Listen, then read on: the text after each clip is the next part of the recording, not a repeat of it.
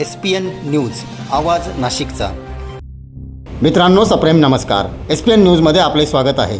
धक्कादायक, नाशकात विवाहितेने संपवलं जीवन, सासरच्या जाचाला कंटाळून संपवले आयुष्य। 25 लाख रुपये आणि 21 तोळे सोनं देऊनही सुरू होता छळ।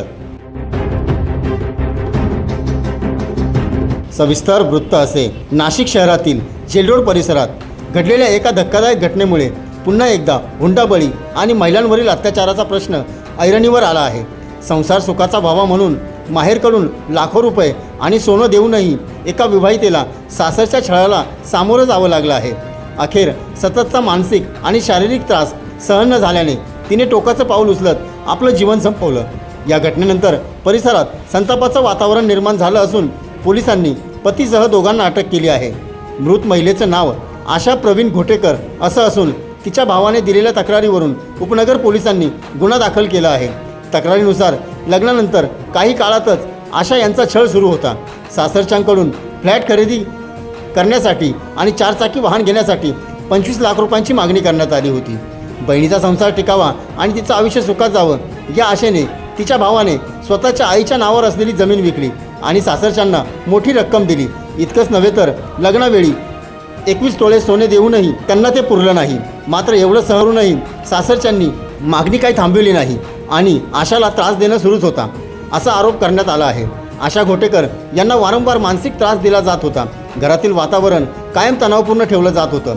तक्रारीनुसार पती प्रवीण घोटेकर याचे दुसऱ्या महिलेशी अनैतिक संबंध असल्याचाही आरोप करण्यात आला आहे।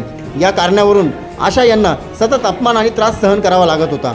कौटुंबिक वादातून त्यांना एकटं पाडण्याचा प्रयत्न होत असल्याचं नातेवाईकांनी म्हटलं आहे। या प्रकरणातील सर्वात धक्कादायक बाब म्हणजे अशा जादूटोणाच्या नावाने धमकावलं जात होतं।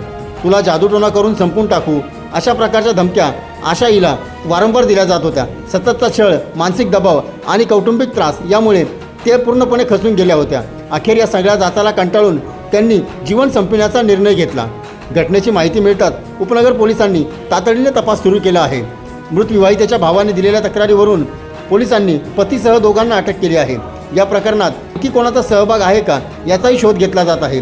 पोलिसांकडून नातेवाईकांचे जबाब नोंदवले जात असून आर्थिक व्यवहार, कौटुंबिक वाद आणि छळाच्या आरोपांची चौकशी सुरू आहे।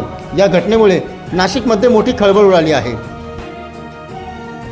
SPN न्यूजसाठी SPN न्यूज ब्युरो नाशिक। सर्व जनतेपर्यंत आमच्या बातम्या पोहोचवण्यासाठी आम्ही हे एक माध्यम चालू केलं आहे। त्याचं नाव आहे SPN न्यूज आवाज नाशिकचा। आमच्या या चॅनलला आजच सबस्क्राईब करा आणि बेल आयकॉन प्रेस करा। धन्यवाद।